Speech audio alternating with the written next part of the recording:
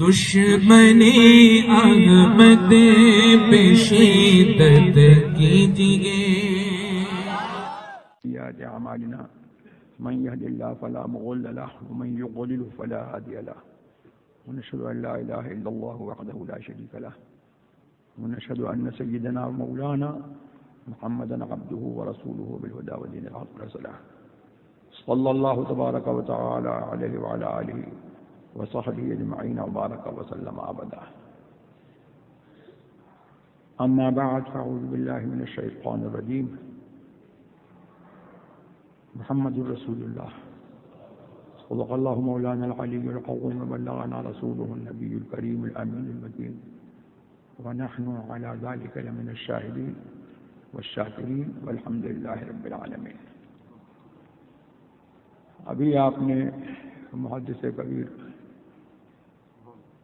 علامہ ضیاء المصطفیٰ صاحب قادری رضوی امجدی مدد اللہ العالی کی تقریر پر تنویر جو بہت سارے گوشوں پر مشتمل اور ایمانیات کو محیط تھی، وہ آپ نے سنی. میں اگر ان تمام گوشوں پر ایک ایک گوشے پر اجمالی گفتگو کروں تو یہ رات گزر جائے گی اور گفتگو پوری نہیں ہو پائے گی. تو تفصیل کی تو بات ہی پھر کون کرے.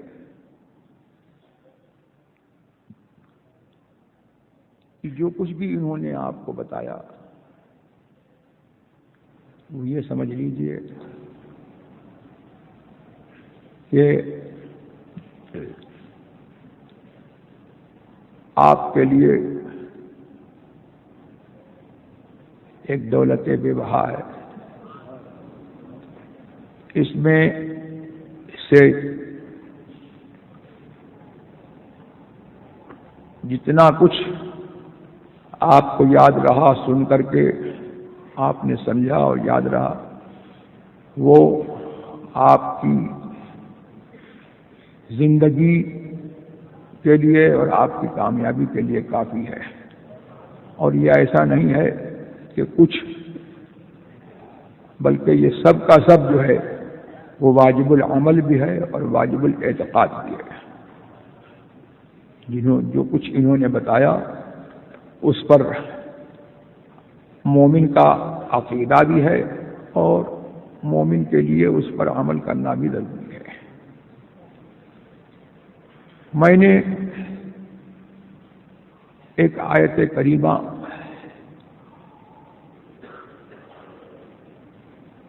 میں سے کچھ مختصر جز کو انتخاب کیا اپنی تلاوت کے لیے اور میں نے اس جز کی تلاوت کی. یہ آیت کریمہ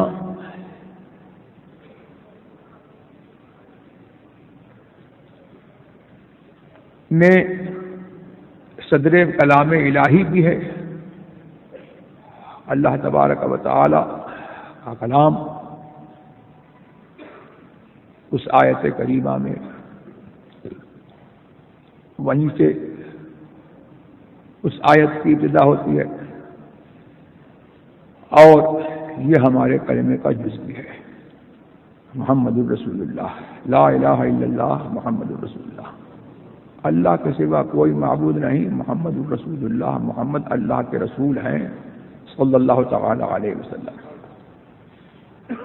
تو اس کلمے سے ہم کو صاف پتہ لگا کہ محمد الرسول اللہ، محمد صلی اللہ تعالی علیہ وسلم انسان تو ہیں، لیکن جیسے اعلیٰ حضرت نے فرمایا کہ اللہ کی سرتا بقدم شان ہیں. یہ انسان نہیں، انسان وہ انسان ہیں یہ. اور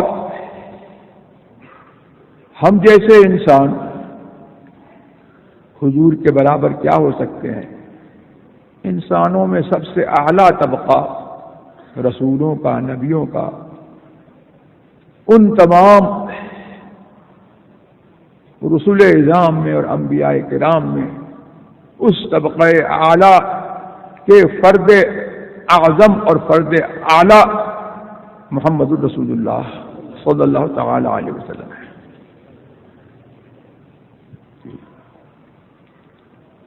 اعلیٰ حضرت کسی کی ترجمانی کر کے فرماتے ہیں کہ خلق سے اولیاء، اولیاء سے رسول، اور رسولوں سے اعلیٰ ہمارا نبی۔ خلق سے اولیاء، اولیاء سے رسول، اور رسولوں سے اعلیٰ ہمارا نبی۔ اور یہاں میں بہت سادہ گفتگو آپ سے کروں۔ قرآن میں ارشاد ہوا محمد الرسول اللہ، محمد اللہ کے رسول ہیں۔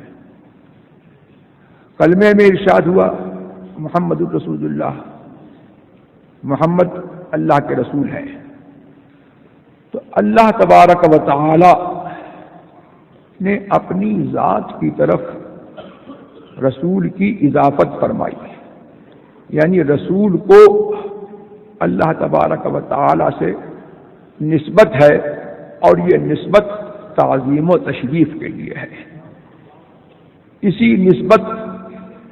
یہی نسبت یہ سمجھنے کے لیے کافی ہے کہ اللہ کی بارگاہ میں محمد الرسول اللہ صلی اللہ تبارک و تعالی علیہ وسلم کا مرتبہ بہت عظیم ہے، اور وہ ایسے مقام عظمت پر فائز ہے کہ جس مقام پر کوئی مخلوق میں وہ مقام کسی کو نہیں ملا، نہ رسولوں کو، نہ نبیوں کو، نہ انسانوں کو، نہ فرشتوں کو، نہ اولین کو، نہ آخرین کو وہ مقام عظمت نہیں ملا جو مقام عظمت محمد الرسول اللہ صلی اللہ تبارک و تعالی علیہ وسلم کو ملا۔ اور یہاں سے ہم کو یہ بھی پتہ لگا کہ اللہ تبارک و تعالی سے جس کو نسبت ہوتی ہے وہ شے عظیم ہوتی ہے، اور اس عظمت میں اصالتاً یہ عظمت محمد الرسول اللہ صلی اللہ تبارک و تعالی علیہ وسلم کو ثابت ہے۔ اللہ سے نسبت محمد الرسول اللہ کو ہے تو اصالتاً عظمت محمد الرسول اللہ کے لیے ہے، اور ان کے وسیلے سے رسول سے جس کو نسبت ہے اس کو اللہ سے نسبت ہے، اور اس وسیلے سے جو ہے اوروں کو بھی عظمت حاصل ہوتی ہے۔ اللہ تبارک و تعالی سے جس کو نسبت ہوتی ہے وہ عظیم ہو جاتا ہے۔ اسی لیے میرے سرکار ابد قرار جناب احمد مجتبی محمد صلی اللہ تبارک و تعالی علیہ وسلم نے فرمایا کہ ان من اجلال اللہ اکرام ذی الشیبۃ المسلم، اللہ کی تعظیم سے یہ ہے کہ مسلمان بوڑھے کی تعظیم کرے، وحامل القرآن والسلطان المقسط، اور مسلمان عادل بادشاہ کی تعظیم، وحامل القرآن غیر الغالی فیہ ولا المتجافی عنہ، اور قرآن کے عالم کی، جو حامل قرآن ہے یعنی جو عالم ہے، جو مسلک حق سے متجاوز نہیں ہے اور نہ اس کے اندر غالی ہے نہ مسلک حق سے دور ہے، سنی عالم کی تعظیم یہ بھی اللہ کی تعظیم ہے۔ تو اس سے یہ پتہ لگا کہ رسول سے جس کو نسبت ہے اس کو اللہ سے نسبت ہے۔ اصالتاً محمد الرسول اللہ کو بارگاہ الہی سے نسبت ہے، اور محمد الرسول اللہ کو بارگاہ میں اعلیٰ ہے، اور جس کو اللہ کی بارگاہ سے کوئی عظمت نسبت نہیں ہے اس کے لیے جو ہے عزت اور عظمت اور تعظیم کا کوئی حصہ نہیں ہے۔ اور جو شے اللہ تبارک و تعالی سے رسول کے ذریعے سے، رسول کے توسل سے جو شے اللہ تبارک و تعالی سے نسبت رکھتی ہے اس کی تعظیم بھی واجب ہے۔ رسول کی تعظیم تو عین ایمان ہے ہی، تعظیم میں یہ بھی داخل ہے کہ جو رسول سے جو چیز نسبت رکھتی ہے اس کی بھی تعظیم کی جائے۔ اسی لیے آپ نے سنا جن میں عام طور پر لوگوں سے یہ مطلوب نہیں ہے کہ ان سنتوں کو بجا لائیں، اتفاقیہ طور پر حضور سرور عالم صلی اللہ تبارک و تعالی علیہ وسلم سے ایک کام صادر ہوا، اس میں امت سے یہ مطلوب نہیں تھا کہ وہ کام جو ہے امت بھی کرے، لیکن حضرت عبداللہ ابن عمر رضی اللہ تبارک و تعالی عنہما نے محبت کا حق ادا کرتے ہوئے یہ ہم کو بتا دیا کہ رسول سے جو چیز نسبت رکھتی ہے اور رسول کا جو کام ہے وہ بھی عظمت والا ہے، اور وہ بھی جو ہے یادگار کے قابل ہے، اور وہ بھی یاد رکھنے کے قابل ہے، اور اس میں بھی جو ہے بندے کو اگرچہ رسول کی طرف سے مطالبہ نہیں ہے، لیکن ہمارے ایمان کا تقاضا ہے کہ ہم ہو سکے تو اس میں بھی حضور کی اقتدا کریں۔ اسی لیے تو وہاں سے جب گزرے تو اب قد اتنا دراز نہیں تھا کہ امامہ شریف اس ڈال میں الجھ جاتا، تو پنجوں کے بل جو ہے کھڑے ہو کر کے آپ نے امامے کو جو ہے اس میں الجھایا۔ تو اس سے پتہ لگا کہ رسول کی سنت کی پیروی یہ حضور سرور عالم صلی اللہ تبارک و تعالی وسلم کی تعظیم کا ایک حصہ ہے، اور حضور کی محبت کا ایک حصہ ہے، اور حضور کی اطاعت کی ایک شکل ہے کہ حضور کی سنت کی پیروی کی جائے۔ اور یہاں پر ایک بات یہ بھی ہے، حاضر و ناظر کی بحث چل رہی تھی، تو میں یہ پوچھتا ہوں کہ ہمیں میں یہ ہے محمد الرسول اللہ، محمد اللہ کے رسول ہیں، یعنی اللہ نے محمد کو صلی اللہ تعالی علیہ وسلم رسول بنا کر کے بھیجا۔ اب کہاں کہاں کا رسول بنا کر کے بھیجا، کون کون سے زمانے کا رسول بنا کر کے بھیجا، کون کون سے طبقے کا رسول بنا کر کے بھیجا، کوئی قید نہیں ہے، کوئی کسی زمانے کی قید نہیں ہے، کسی طبقے کی قید نہیں ہے، کسی مکان کی قید نہیں ہے، کسی زمان کی قید نہیں ہے۔ تو اس سے پتہ لگا کہ جب محمد الرسول اللہ کو اللہ تبارک و تعالیٰ نے رسول تو بنایا ہے، لیکن حضور کو رسالت مطلقہ عطا فرمائی ہے، تو اس سے پتہ لگا کہ جہاں جہاں ہمارا ذہن جاتا ہے وہاں کے بھی رسول ہیں، اور جہاں ہمارا ذہن نہیں پہنچتا وہاں کے بھی رسول ہیں۔ تو اگلوں کے بھی رسول ہیں، پچھلوں کے بھی رسول ہیں، جنوں کے بھی رسول ہیں، فرشتوں کے بھی رسول ہیں، انسانوں کے بھی رسول ہیں، نبیوں کے بھی رسول ہیں، رسولوں کے بھی رسول ہیں، عالم اجسام کے بھی رسول ہیں، اور عالم ارواح کے بھی رسول ہیں۔ اور رسول کا کام کیا ہوتا ہے؟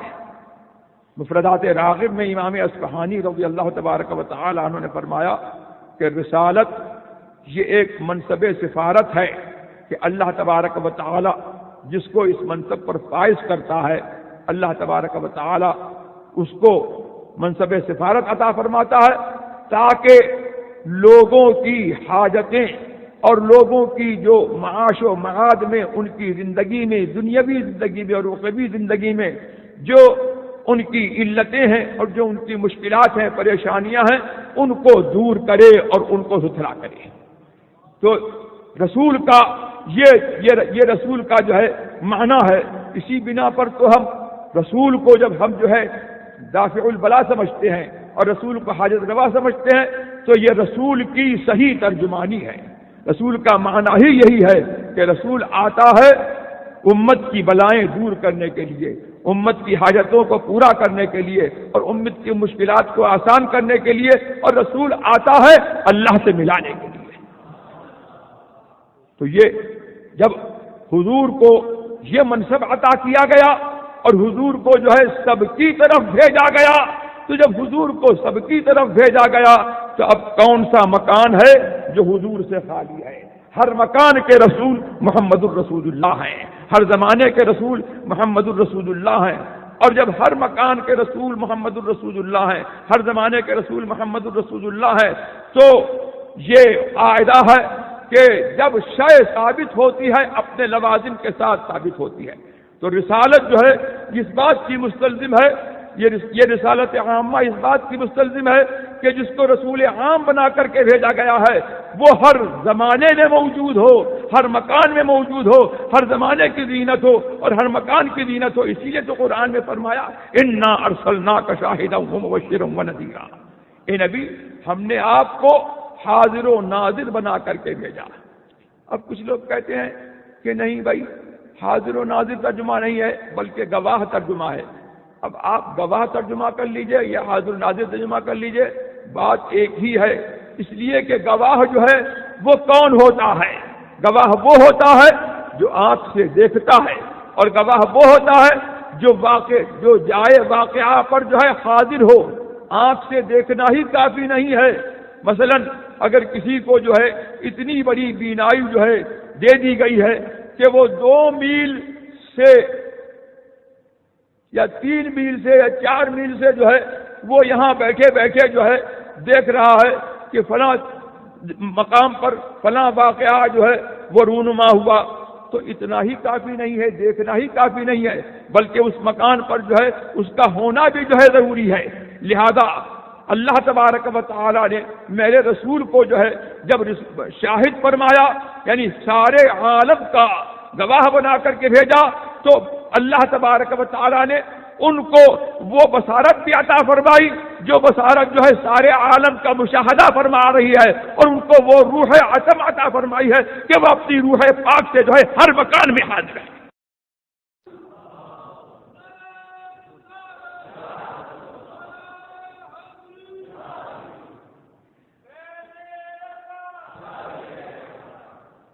تو جو یہ کہتا ہے کہ صاحب حاضر و ناظر نہیں ہیں، تو یہ سمجھ لیجئے کہ محض وہ لفظ کو مانتا ہے، معنی کو نہیں مانتا.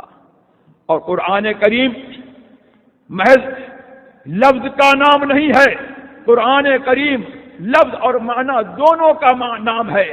تو جس کا ایمان جو ہے لفظ و معنی پر ہے وہی قرآن پر جو ہے ایمان رکھتا ہے. اور وہ کون ہے؟ ہم اہل سنت والجماعت ہیں کہ شاہد کے لفظ پر بھی ہمارا ایمان ہے اور شاہد کے معنی پر بھی ہمارا ایمان ہے. اور ہم یہ سمجھتے ہیں کہ حضور کو اللہ نے شاہد فرمایا تو ہر زمانے کا اور ہر مکان میں جو ہے حاضر و ناظر ان کو فرمایا ہے. اسی لیے تو قرآن کریم میں یہ ارشاد ہوا کہ النبی اولیٰ بالمؤمنین من انفسہم، یہ نبی مسلمانوں کی جانوں سے زیادہ قریب ہے. اور حاضر و ناظر کس کو کہتے ہیں میاں؟ قرآن فرما رہا ہے کہ یہ نبی مسلمانوں کی جانوں سے زیادہ قریب ہے. جب قرآن جو ہے یہ فرما رہا ہے تو اس سے کیا پتہ لگا کہ قرآن وہی جو ہے فرما رہا ہے جس کی ترجمانی اعلی حضرت نے کی کہ اللہ کی سرتا بقدم شان ہے. یہ اللہ تبارک و تعالی اپنے لیے فرماتا ہے وَنَحْنُ أَقْرَبُ إِلَيْهِ مِنْ حَبْلِ الْوَرِيدِ، ہم بندے سے اس کی شہرک سے بھی زیادہ قریب ہیں. اور یہاں پر اللہ نے اپنی اس صفت قرب کا مظہر محمد الرسول اللہ کو بنایا اور فرمایا النبی اولیٰ بالمؤمنین من انفسہم، یہ نبی جو ہے مسلمانوں سے ان کی جانوں سے زیادہ قریب ہے. تو یہ جو ہے کیا ہوا کہ اللہ کی سرتا بقدم شان ہے. یہ انسان نہیں، انسان وہ انسان ہیں یہ. اور پھر قرآن تو ایمان بتاتا ہے انہیں، ایمان یہ کہتا ہے میری جان ہے یہ.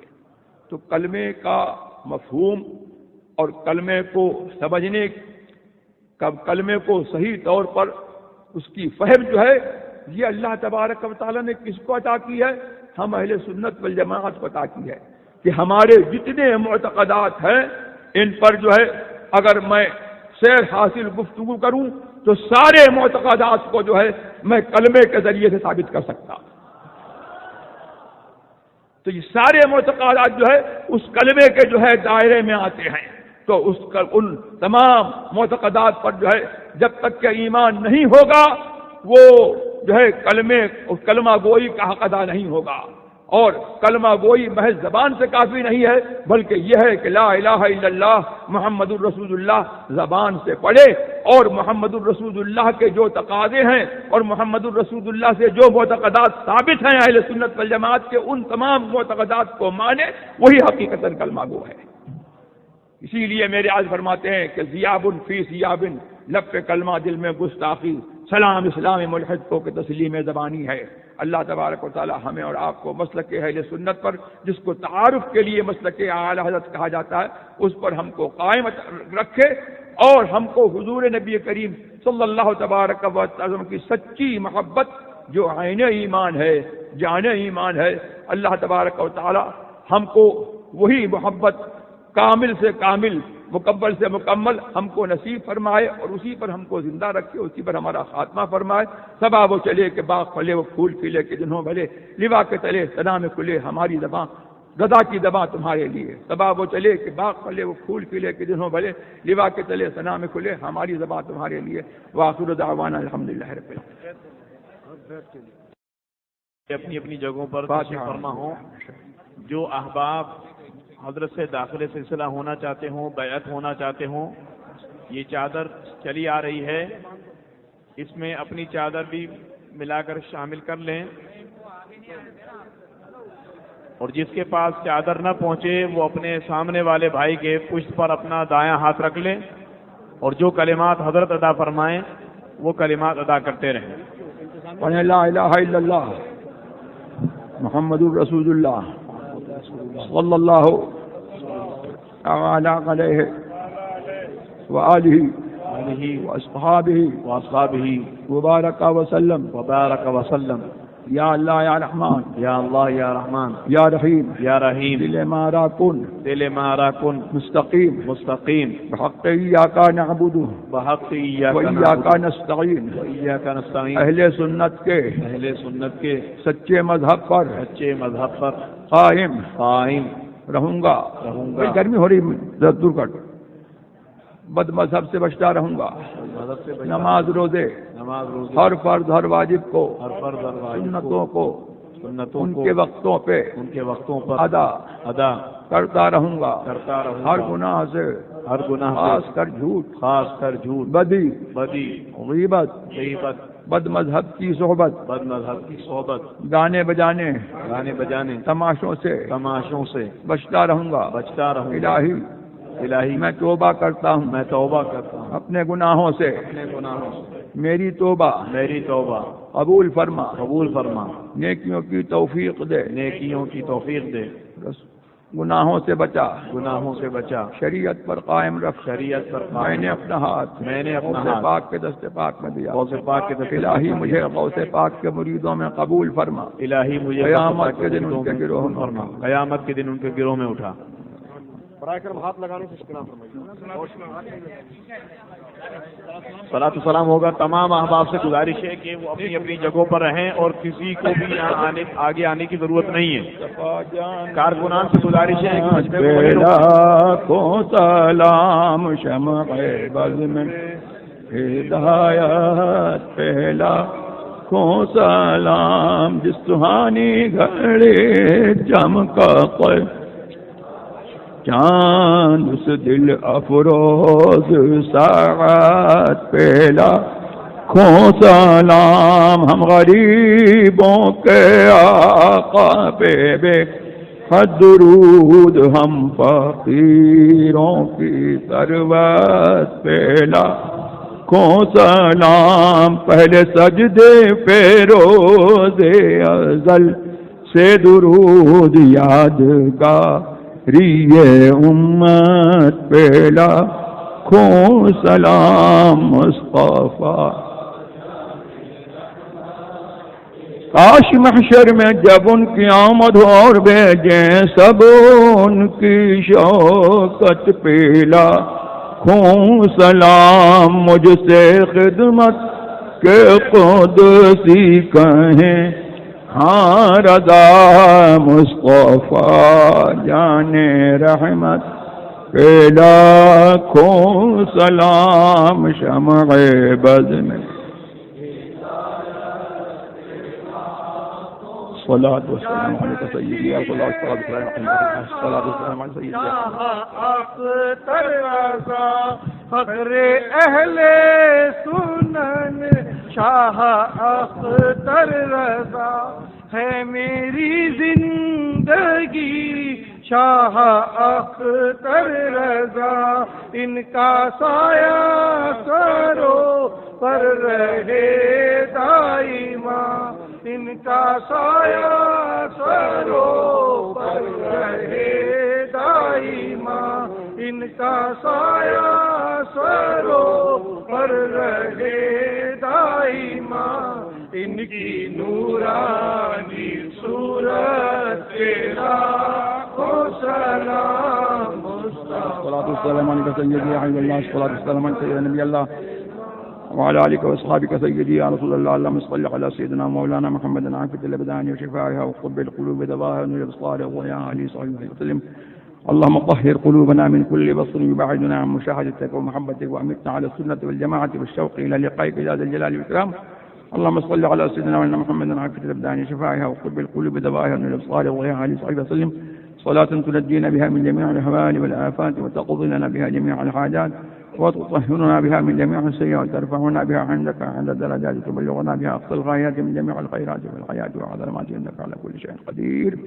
سبحان ربك رب العزة عما يصفون وسلام على المرسلين، الحمد لله رب العالمين.